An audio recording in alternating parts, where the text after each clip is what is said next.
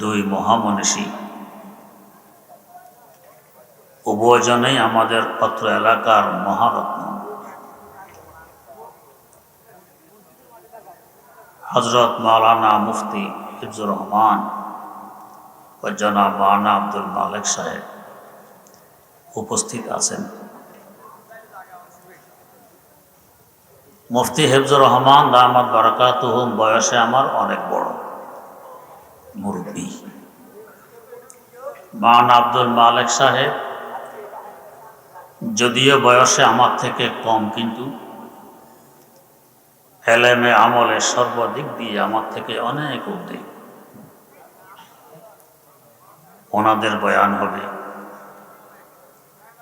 তারা আসা পর্যন্ত দু চারটি কথা তুলে ধরার ইচ্ছা নিয়ে এক টুকরা আয়াতে কারিমা তেলাওয়াত করা হয়েছে ও একটি হাদিস শরীফ পাঠ করা হয়েছে। আয়াতে কারিমায় আল্লাহ রাব্বুল আলামিন বলেন, তোমরা যদি আল্লাহকে ভালোবাসতে চাও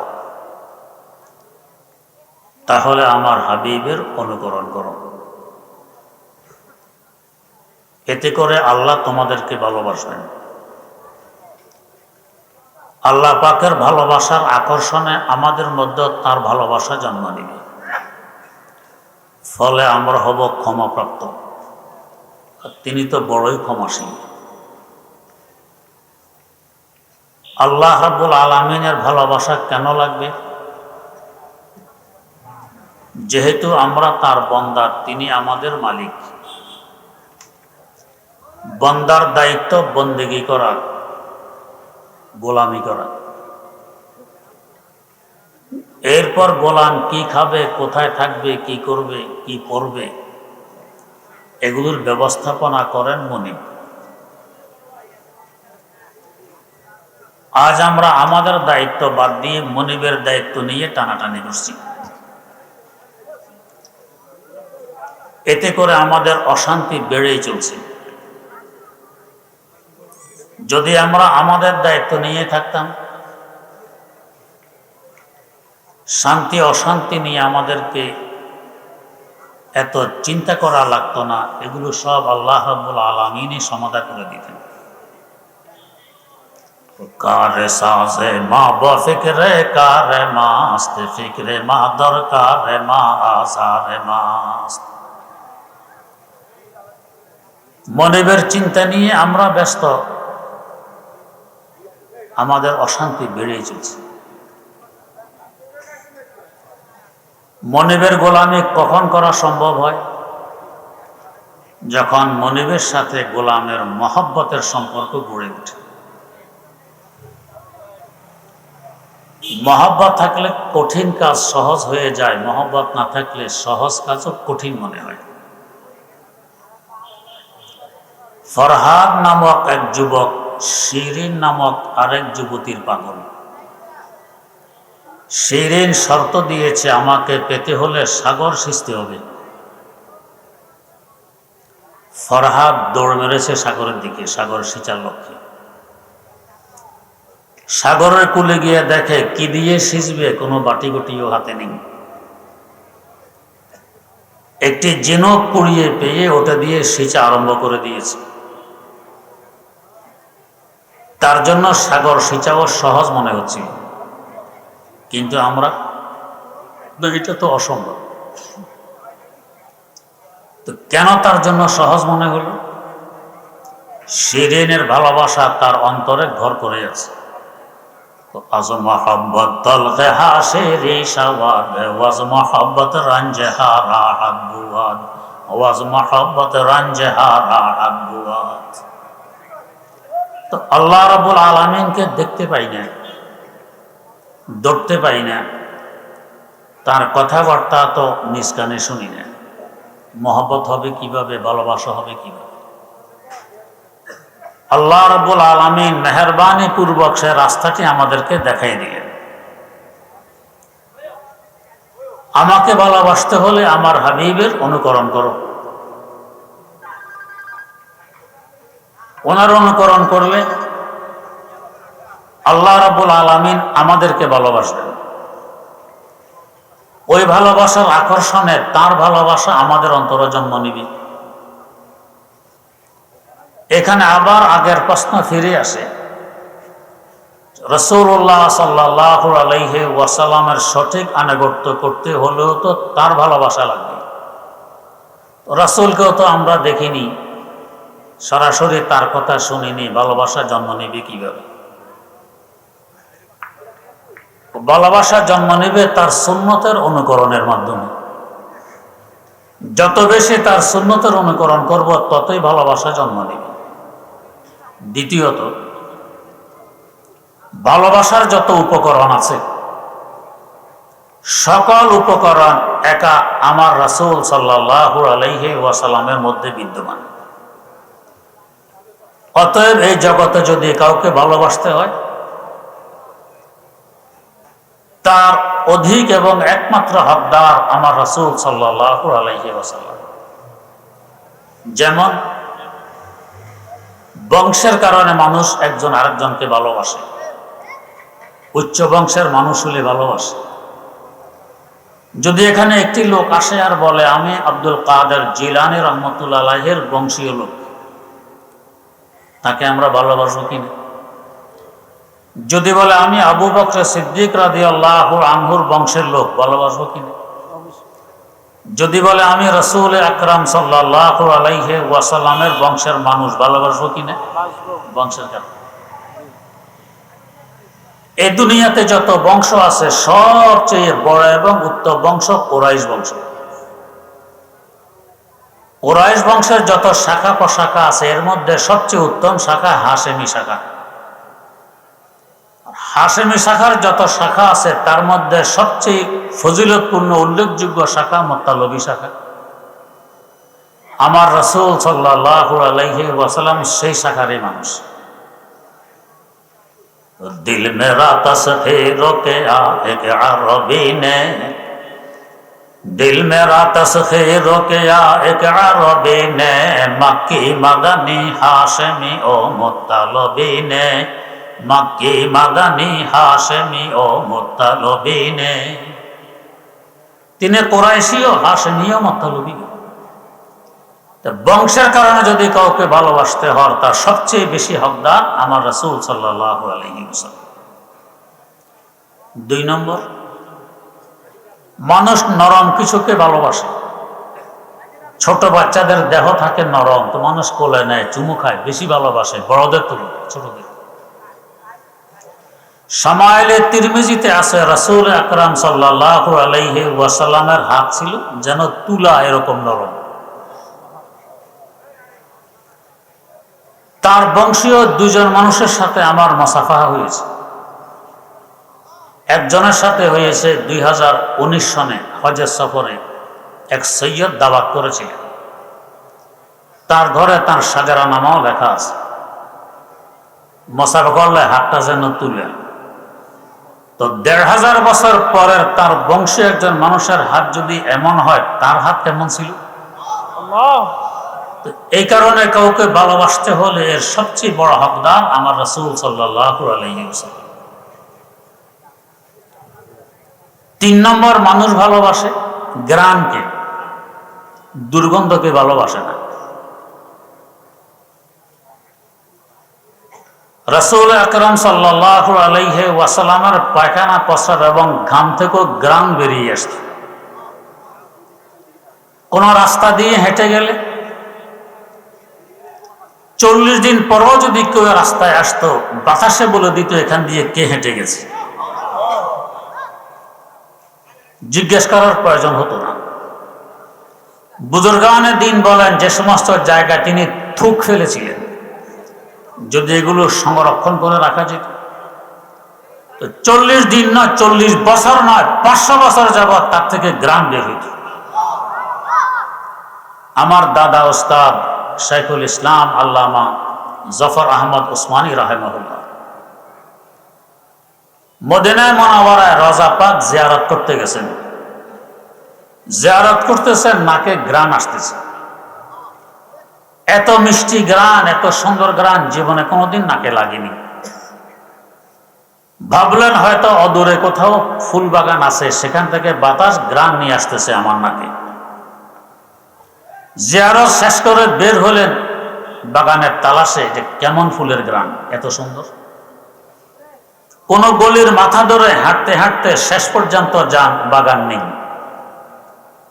ভাবলেন গলি ভুল হয়ে গেছে। আরেক গলির মাথা ধরে হাঁটতে হাঁটতে শেষ মাথায় যান, বাগান নেই। কয়েক গলি হাঁটার পর আল্লাহ পাকের পক্ষ থেকে এলহাম হলো, ও জাফর আহমদ, কোন ফুল বাগানের খোঁজে তুমি ঘুরতেছ? বোঝো না গ্রাম থেকে আসতেছে? গ্রামের কেন্দ্র তো এখানে রোজাপা। খুশবু সে তেরি আভি মদিনা है मुअत्तर, खुशबू से तेरी अभी मदीना है मुअत्तर, मक्के का हर कूचा वो पत्थर भी शजर भी, मक्के का हर कूचा वो पत्थर भी शजर भी। এখনো যদি নবীর মহব্বত মার্কা নাম নিয়ে মক্কা মুকাররমা মদিনা বরাবর আকাশে বাতাসে তার গ্রাম ভেসে বেড়ায়। তো গ্রামের কারণে কাউকে ভালোবাসতে হলে তার সবচেয়ে বেশি হকদার আমার রাসূল সাল্লাল্লাহু আলাইহি ওয়াসাল্লাম। 4 নম্বর, মানুষ সৌন্দর্যতার কারণে ভালোবাসে, ফুলকে ভালোবাসে, সুন্দর মানুষকে ভালোবাসে।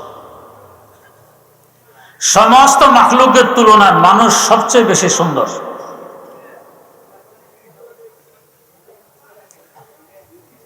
সমস্ত মাখলুক মানুষকে ভালোবাসে। এই যে জিনে ধরে অধিকাংশ ভালোবাসার কারণে, বোঝে না আমাদের ক্ষতি হয়ে যায়, কিন্তু ধরেছে ভালোবাসার কারণে।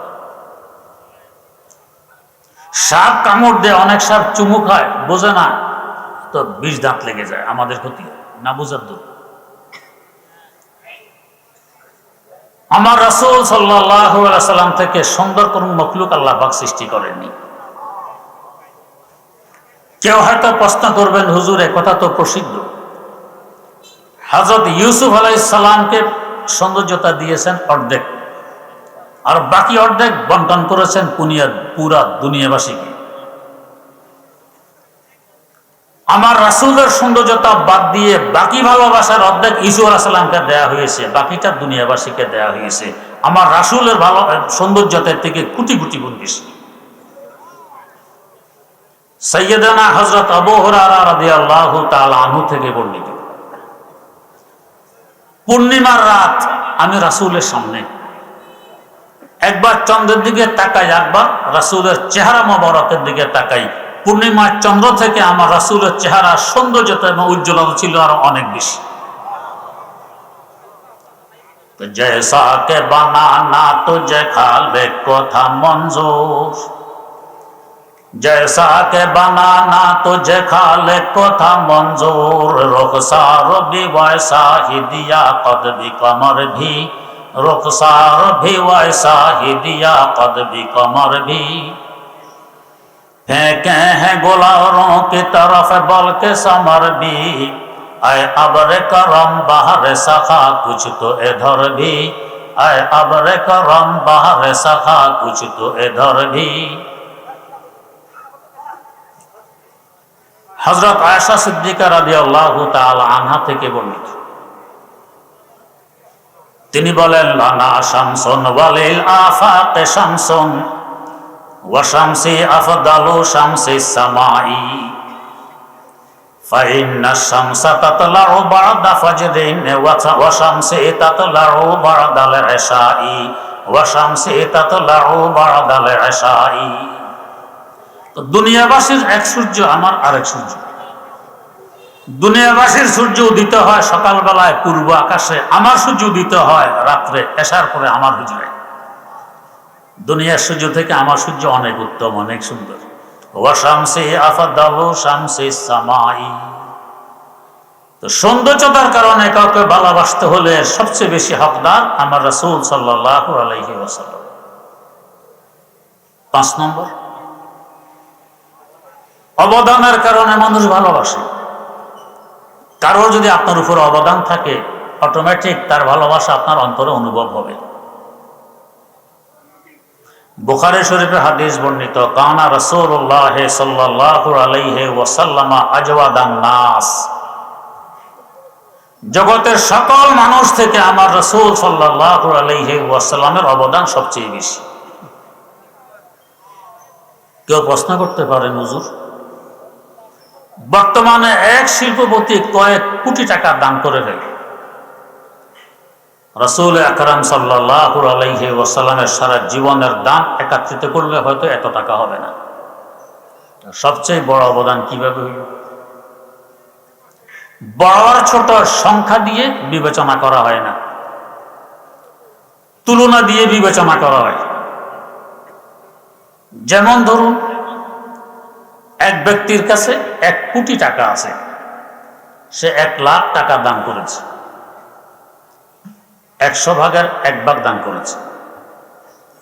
আপনার কাছে 100 টাকা আছে, 50 টাকা দান করেছেন, আপনি অর্ধেক দান করেছেন। যদিও সংখ্যায় ওর 1 লক্ষ টাকা, আপনার মাত্র 50 টাকা, কিন্তু তুলনা করলে বড় দান আপনারটা, অর্ধেক দিয়ে দিয়েছে। আমার রাসূল সাল্লাল্লাহু আলাইহি ওয়াসাল্লাম তো কিছু নিজের জন্য রাখে নেয়নি, সবে তো দান করে গেছে। তাহলে বেশি দান কার? দ্বিতীয়ত, সবচেয়ে বড় অবদান যে তার, সেটা কোন অবদান? যখন রমজানুল মুবারক আসে তখন তার অবদান আরো বেড়ে যায়। সেটা কি? মানুষকে বেশি টাকা পয়সা দেয়? না। তো কি? হিনা ইয়ালকাহু জিবরিল, যখন হযরত জিবরিল আমিন আলাইহিস সালাম তার সাথে সাক্ষাতে আসেন তখন অবদান বেড়ে যায়। জিবরিলকে দেখায় দেখায় টাকা পয়সা দিতেন? না। কি করতেন? ফায়ুদারিসুহুল কোরআন, কোরআনের তাদারুস করতেন। জিবরিল আমিন তেলাওয়াত করতেন, হুজুর সাল্লাল্লাহু আলাইহি সাল্লাম শুনতেন, আর হুজুর সাল্লাল্লাহু আলাইহি সাল্লাম তেলাওয়াত করতেন, জিবরিল আমিন শুনতেন। এটা হলো অবদান। তো তেলাওয়াত করলে আর শুনলে অবদান কিভাবে? এত রমজানুল মুবারকের বরকত।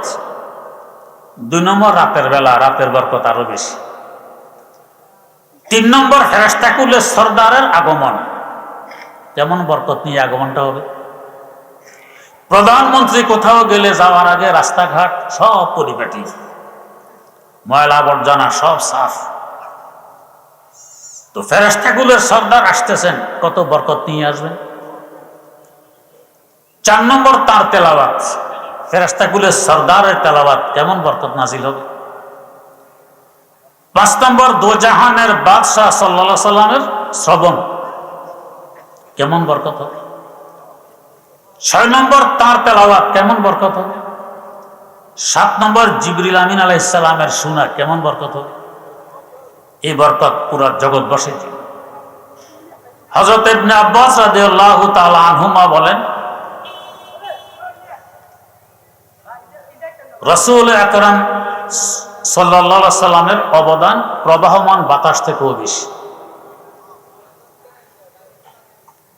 কানা আজওয়াদ মিনার রিহিল মুরসালা, বাতাস চলার সময় সে বিবেচনা করে না কে দোস্ত আর কে দুশমন। বন্ধুর গায়ে যে পরিমাণ বাতাস লাগে, দুশমনের গায়েও সেই পরিমাণে লাগে। দোস্তের নাকও অক্সিজেন নিয়ে আসে, দুশমনের নাকও অক্সিজেন নিয়ে আসে, সে কোনো ভেদাভেদ করে না। তো রাসূল আকরাম সাল্লাল্লাহু আলাইহি সাল্লামের অবদান শুধু মুসলমান মুমিনের উপর যে এমন নয়, কাফের, মুশরিক, নাস্তিক, মুরতাদের উপরও আছে। তাই তার অবদান সবচেয়ে বেশি। অতএব অবদানের কারণে কাউকে ভালোবাসতে হলে এর হকদার আমার রাসূল সাল্লাল্লাহু আলাইহি ওয়াসাল্লাম। 6 নম্বর, বিদ্যার কারণে মানুষ ভালোবাসে। বড় বিদ্যান এখানে আসলে মানুষ ভালোবাসে। হযরত মুফতি হিফজুর রহমান দামাত বারাকাতুহুম অনেক বড় বিদ্যান, বহু কিতাব পড়েন। 30 খণ্ডের ওনার কিতাব আছে আরবি ভাষায়, মিশর থেকেও ছাপছে। পান আব্দুল মালিক সাহেব হাদিস বিষয়ে আমার দৃষ্টিতে আমাদের দেশের সবচেয়ে বড় আলেম, সবচেয়ে বিজ্ঞ আলেম। বিদ্যার কারণে মানুষ ভালোবাসে, তাদের নামেই তো এত মানুষ এখানে একত্রিত হয়েছে। এই জগতের সবচেয়ে বড় বড় বিদ্বান কারা? হযরতে আম্বিয়া কেরাম আলাইহিমুস সালাতু ওয়াস সালাম, নবীদের থেকে বড় শিক্ষিত বড় বিদ্বান কেউ নেই, হতেও পারে না। যেমন বর্তমান ইঞ্জিনিয়ারিং বিদ্যা কোথা থেকে কোথায় পৌঁছে গেছে। একটি লোহাকে সোজা করে, বেঁকা করে, চিকন করে, মোটা করে কত কিছু বানায়। এর জন্য আগে আগুনে পুড়ে নরম করে, তারপর হাতুড়ি কিংবা মেশিন দিয়ে যা করার আছে করে। সৈয়দনা হযরত দাউদ আলা নবিয়িনা ওয়া আলাইহিস সালাতু ওয়াস সালাম, না হাতুড়ির দরকার না আগুনের প্রয়োজন, লোহা হাতে নিয়ে যা ইচ্ছা তা বানাই ফেলতেন। আল্লাহ পাক বলেন ওয়া আলান্না লাহুল হাদিদ, তার হাতে লোহা মোমের ন্যায় নরম হয়, যা ইচ্ছা তাই বানান। তাহলে বলুন তো বড় ইঞ্জিনিয়ার কি? হযরত দাউদ আলাইহিস সালাম। আজ আমরা যদি অন্য দেশের সাথে যুদ্ধ করি, কত রকমের অস্ত্র, কত রকমের বোম ইত্যাদি ব্যবহার করি। সাইয়্যিদানা হযরত মূসা আলা নবিয়িনা ওয়া আলাইহিস সালাতু ওয়াস সালাম ফেরাউনের 6 লক্ষ সৈন্যবাহিনীর সাথে ওনার মোকাবেলা, হাতে মাত্র একটি লাঠি। জয়ী হয়েছে কে আর পরাজিত হয়েছে কারা? আল্লামা রুমির ভাষায় সদহা জারানে যায় ফেরাউনরা দর্শে কাস্তা মুসা এবা এক আসা, দর্শে কাস্তা মুসা এবা এক আসা। এক লাঠির সামনে ফেরাউনের লক্ষ লক্ষ সৈন্যবাহিনী নিষ্পেষিত হয়ে গেছে। তাহলে যুদ্ধ কৌশল কে বেশি জানে? পয়গম্বর। আজ মেডিকেল সায়েন্স কোথা থেকে কোথায় পৌঁছে গেছে, কত রকমের চিকিৎসা। পাকিস্তানে একবার অ্যাক্সিডেন্টে 2 জন মানুষ অ্যাক্সিডেন্ট করে, একজনের দেহ থেতলিয়ে গেছে, মাথা ঠিক আছে, আর একজনের মগজ নষ্ট হয়ে গেছে, দেহ ঠিক আছে। তো ডাক্তাররা দেখলে এভাবে চিকিৎসা করলে একজনও বাঁচবে না। তো যার দেহ থেতলিয়ে গেছে, মাথা ঠিক আছে, তার মাথা কেটে মগজ বের করে যার মগজ নষ্ট হয়ে গেছে এখানে ফিট করে দেয়, এই লোকটি বেঁচে যায়।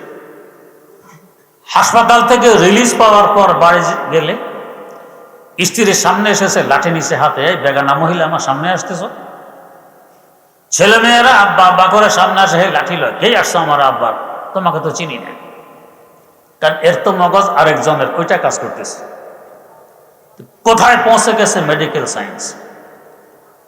এরপরও এমন ডাক্তার কি এখনো পাওয়া যায় যে ডাক্তার ফুঁক দিলে রোগী ভালো হয়, রোগীর গায়ে হাত বুলাই দিলে রোগী ভালো হয়? এমন ওষুধ কি আবিষ্কার হয়েছে যে ওষুধ সেবন করালে মুর্দা জিন্দা হয়? না। আল্লামা রুমির ভাষায় সদা হাজারা দিব্যে জালে নসে বোধ পেশে ঈসা ও দমাশ আফসোসে বুধ, পেশে ঈসা ও দমাশ আফসোসে বুধ।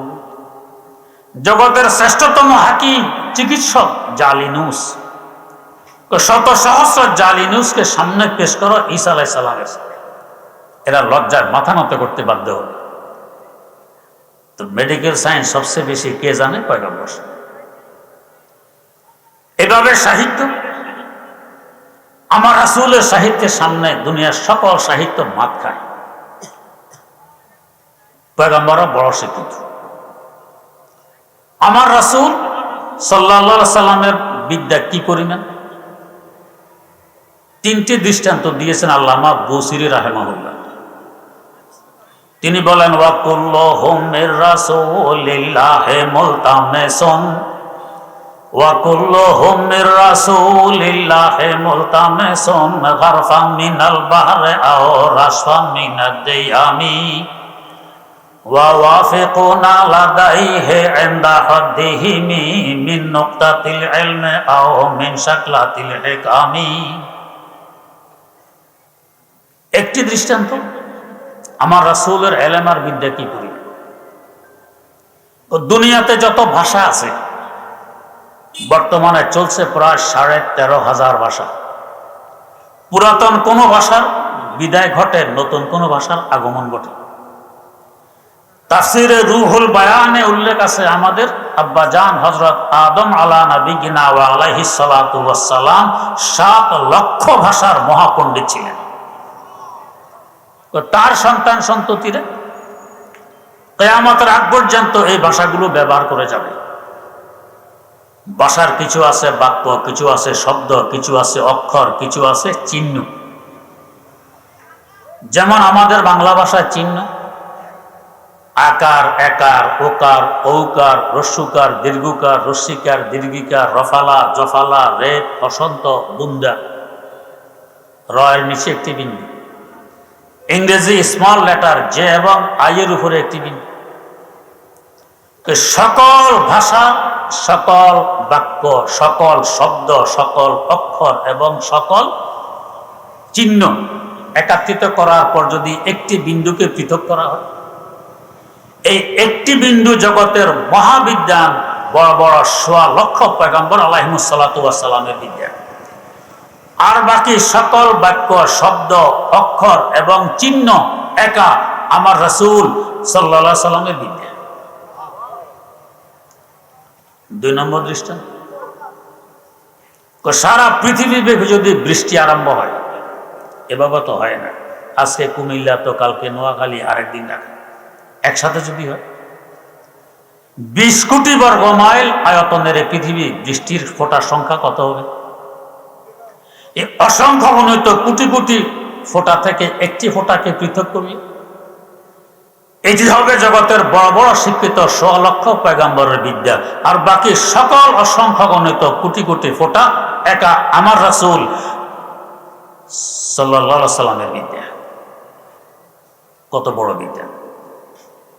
৩ নম্বর দৃষ্টান্ত, আমরা যত পানি দেখি, আমরা পানি দেখি টিউবওয়েলে, পানি দেখি শ্যালো মেশিনে, পানি দেখি ডিপ মেশিনে, পানি দেখি কূপে, পানি দেখি পুকুরে, পানি দেখি দিঘিতে, পানি দেখি খালে, পানি দেখি বিলে, পানি দেখি নদীতে, পানি দেখি মহাসাগরে, পানি দেখি বাষ্পে, পানি দেখি মেঘমালায়, পানি দেখি পাহাড়ের চূড়ায়, বরফে। কি পরিমাণ হবে পানি? এই ২০ কোটি বর্গ মাইল আয়তন পৃথিবীর ৭৭ ভাগ হলো পানি, মাত্র ২৩ ভাগ মাটি। এক আটলান্টিক মহাসাগর ৫,০০০ কিলোমিটার চৌড়া, ৯ কিলোমিটার গভীর। কত পানি হবে? এই সকল পানিকে একত্রিত করে একটি ফোঁটা যদি পৃথক করা হয়, এই এক ফোঁটা হবে জগতের বড় বড় স্বীকৃত ১৬ লক্ষ পয়গম্বরের বিদ্যা। আর বাকি সকল পানি একা আমার রাসূল সাল্লাল্লাহু আলাইহি সাল্লামের বিদ্যা। উতীতু ইলমাল আউয়ালিনা ওয়াল আখিরিন, আগেরকার পরেরকার সকলের বিদ্যা একা আমার রাসূলকে দেওয়া হয়েছে।